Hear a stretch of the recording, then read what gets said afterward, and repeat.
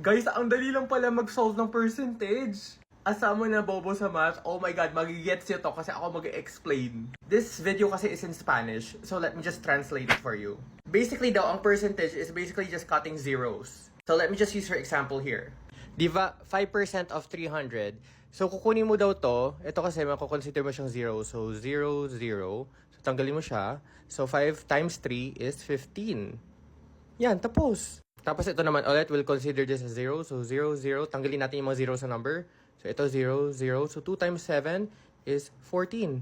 Pak! So ito naman, paano pag isang 0 lang matatanggal mo? So okay lang daw yan kasi i-cancel mo to. Okay? Tapos i-cancel mo din to. So 6 times 5 is 30. So dahil may natitirang 0 ka dyan, i-move mo siya dito pa kaliwa. Tama ba? Yan.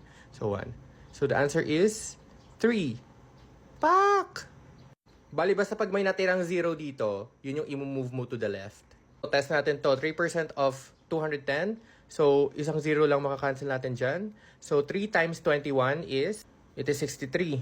So, dahil may isang 0 dyan, move natin to. So, it is 6.3. Pak! So, ito naman, 2% of 243. So, paano pag walang 0 na tatanggalin? Ay, napakadali lang. E di, times mo lang to. So, 2 times 243. So, that is 486. Since may dalawa tayong 0 dito, move it sa dalawang decimal kineso. Basta yun, bobo ako sa mate. So, the answer is 4.86.